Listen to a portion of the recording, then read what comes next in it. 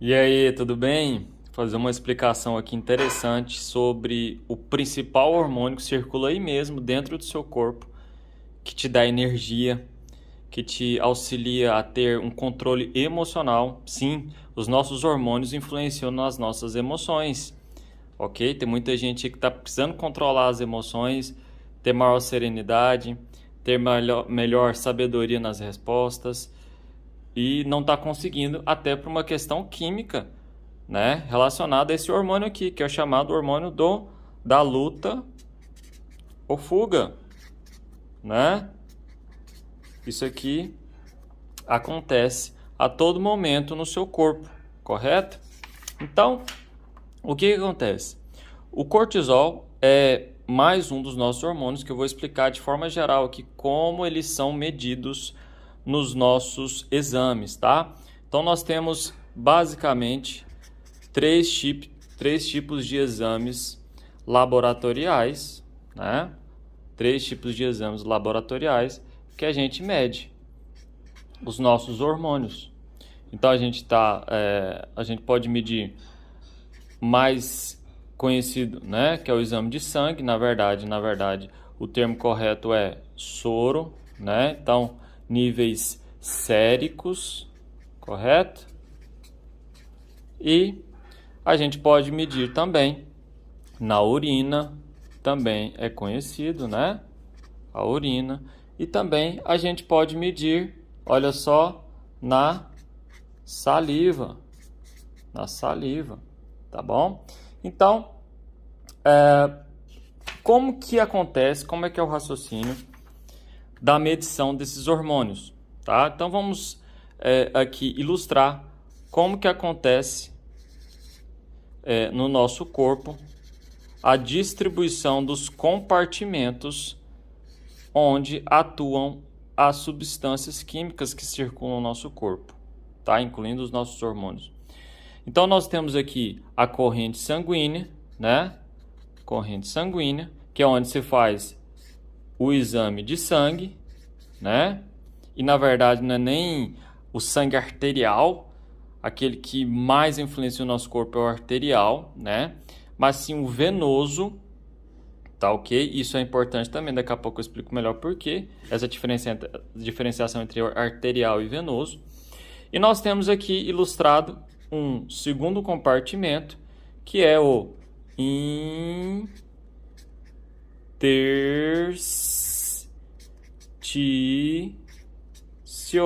Essa palavra é difícil, quer dizer que é o espaço que fica entre o sangue, a corrente sanguínea, e a célula.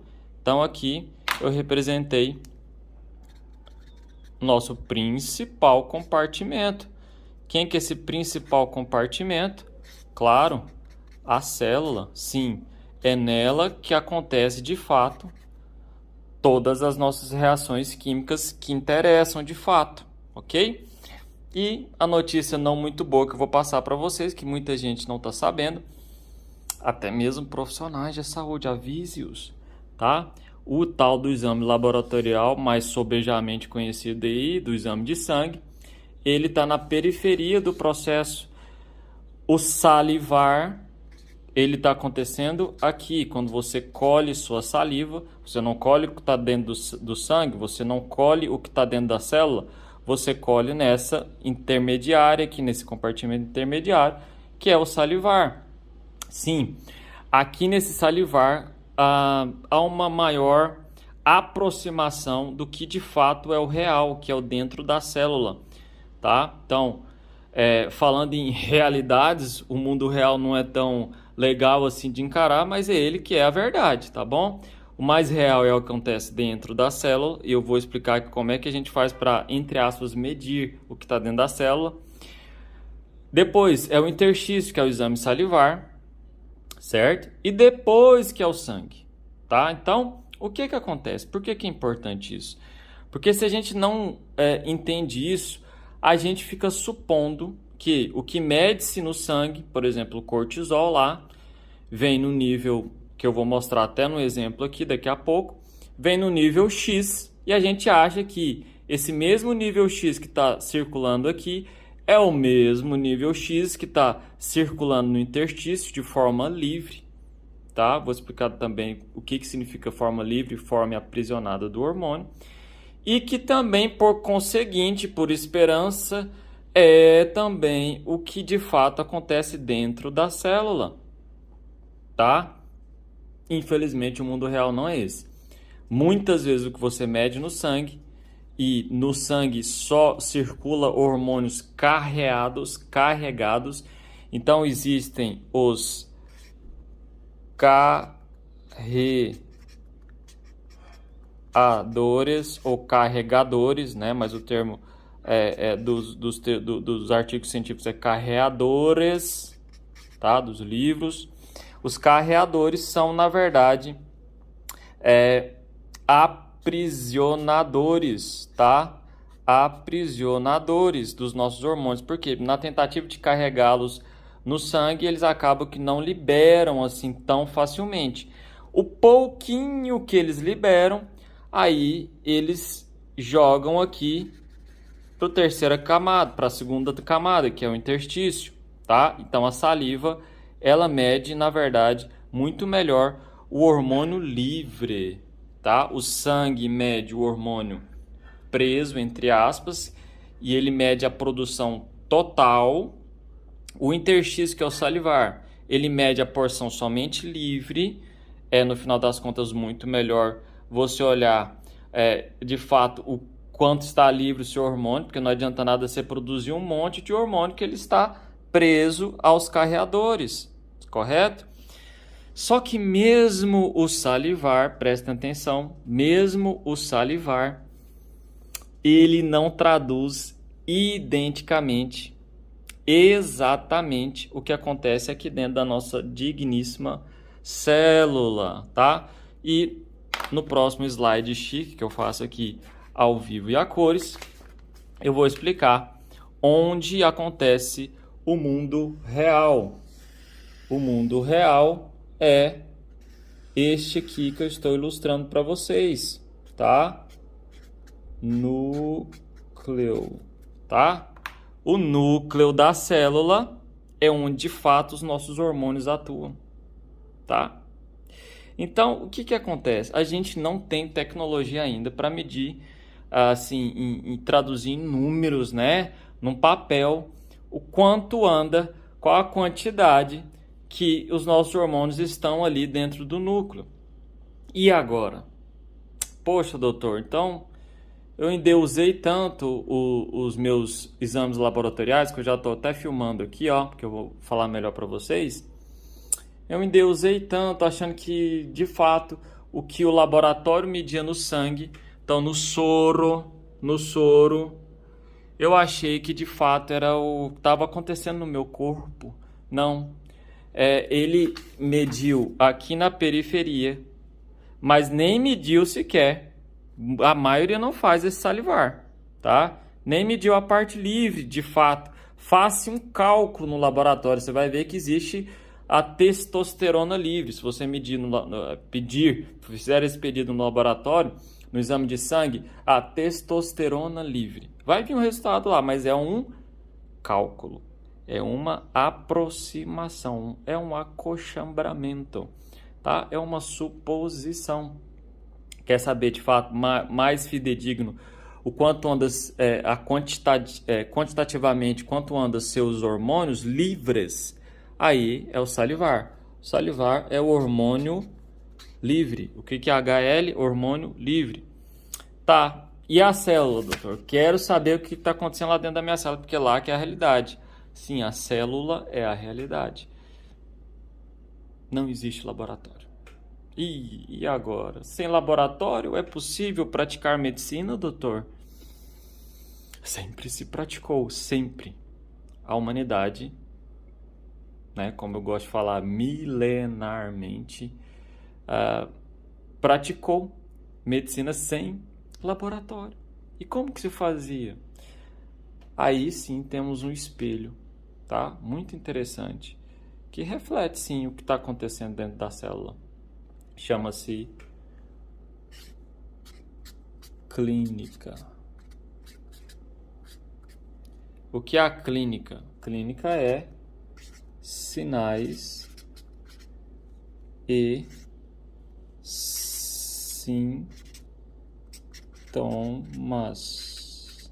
Sinais e sintomas. A clínica é soberana, os sinais e sintomas do paciente. Por quê? Porque reflete com mais fidedignidade, é mais fidedigno, com o que acontece onde o laboratório nenhum pode medir. Onde? Aqui dentro. Dentro do núcleo. Eu digo isso principalmente relacionado a quem? Hormônios. Hormônios. Tá? Entendi um pouco. Eu sei que é só um pouco, tá? Reveja esse vídeo. Não é tão simples de entender mesmo eu desenhando aqui. Tá? Então, sabendo que a clínica é soberana, ou seja, os sinais e sintomas, o quanto um médico deveria ser dependente, um médico, uma médica e até o paciente, né? Dependente de exame laboratorial. O mínimo possível deveríamos ser dependentes, tá? Então não precisa pedir exame laboratorial. Precisa, porque traduz um pouco ali em números o quanto anda. Porque sim, a clínica é soberana, mas ela é subjetiva, ela tem que reunir sinais e sintomas, ela demanda um tempo de análise, tá? Então é um conjunto da obra. O laboratório não está dispensado na análise dos pacientes, assim como principalmente a clínica de forma alguma, porque é o principal, né? Então, agora sim, com uma visão melhor, a gente vai analisar aqui. Então, esse cortisol medido, ele foi medido onde? No soro. No soro é dentro da célula? Não é nem no interstício, não é nem salivar, né? Então, aqui mostra o que? O quanto está produzindo. É igual na sua vida financeira. Você pode produzir por mês 100 mil reais. Só que se você gasta 99 mil reais por mês, sobra só 1.000. Então tem gente com cortisol que tá lá, ele produz ali, ó, o valor de referência 19,4, ele está produzindo ali 19,4. Mas quando vai pro salivar, né? Aí o salivar, ele no total aqui, que tá o valor de referência de 17 a 34, no salivar, aí você vai ver, ele tá com menos de 17, tá com 10. Então, o sangue nem sempre condiz com o salivar. O exame de sangue no soro nem sempre condiz com o salivar. Correto? O melhor é que condiga, é que haja um reflexo direto e proporcional. Tá certo? Mas nem sempre, tá bom? Então, nesse exemplo aqui, o paciente está produzindo, era para ele estar produzindo aqui mais por volta de 19. Por quê? Porque o cortisol, ele aumenta a partir do estímulo que a gente tem do dia a dia, de estresse, etc., de estímulo aos mais diversos. Então, esse paciente, obviamente, ele não mediu em casa, ele não pegou o laboratório e pediu para medir em casa. A maioria não faz isso, tá? É até melhor se fizer. Então, esse paciente aqui foi até o laboratório, então acordou, enfrentou o trânsito, enfrentou algumas contrariedades que todo mundo enfrenta. Chegou lá, por mais que faça um repouso, esse cortisol ele já tem que estar elevado, ele não é tão basal assim, tá? Então, ele era para estar aqui mais ou menos por volta de 18, 19, tá? Então, o valor ótimo no sangue é ali entre 18 e 20, tá? Entre 18 e 20. Nossa, mas o valor de referência aqui está falando que no máximo tem que ser até 19.